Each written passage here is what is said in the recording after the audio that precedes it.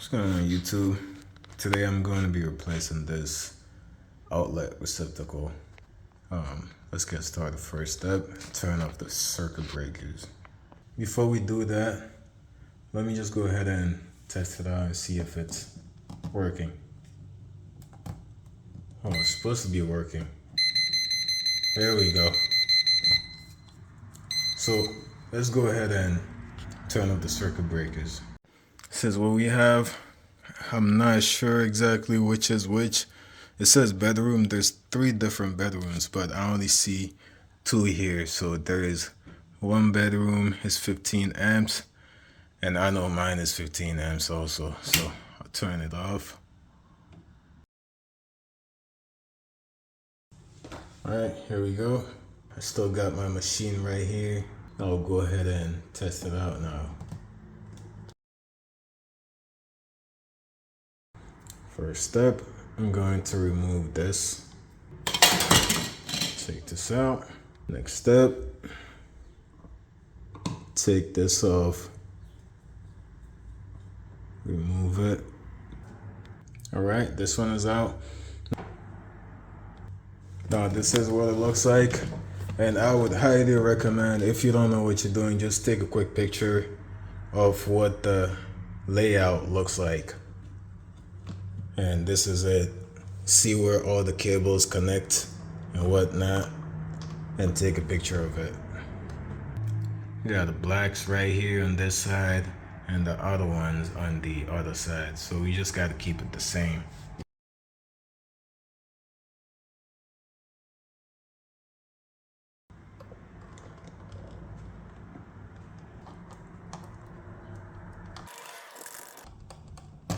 There we go. First one is out. Just gonna do the same thing for the rest of them. Just gonna keep this up. Keep it facing up. So I had a hard time with this one, so I just wound up cutting it with this joint right here. Alright, the bottom ones are gonna be at the bottom, separated at the bottom. And the top ones are gonna be at the top. Just like this. And then now I'm just gonna take out the ground wire too.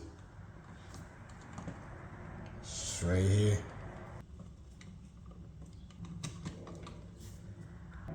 There we go. Ground wire to the side. And like I said before, when you take a look at these, they pretty much match. When you take a look at this, right here pretty much says white wire, and this is hot wire. And same thing on this side. And you take a look at here, you got the white one and you got the black ones that are hot wire.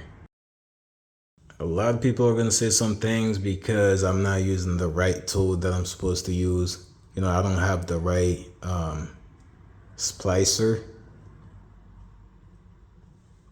So I'm just going to use this to cut the material off, to cut the insulation off of it. So I'm going to use this one instead, actually. And mind you, this is not touching the wire because I didn't put too much tension on it. I just want to cut the insulation off.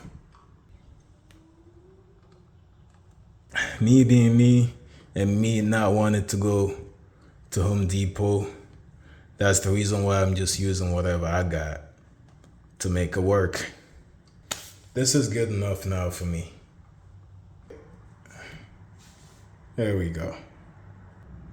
And you could really either use these holes right here or use these screws on the sides. And I'm going to be using the screws because I just don't like these holes. The way that you got to put them in and then the way you got to remove them. It's much easier for me to remove it if I ever have to do it in the future. You know, it's just easier to unscrew this and take it out without having to damage the wires. I'm going to wrap them in a way that they're going to be going with the direction of the tightening. All right.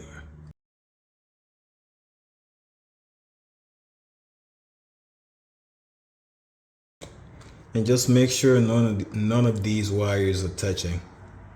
If they're touching, you're in trouble. All right, left side is done. And do the right side too. All right, let's go ahead and put them back in. Here we go. Time to put this back on. All right, we are good to go. All right, there we go. Power. All right, folks, that's how you do it. Easy peasy. Peace out.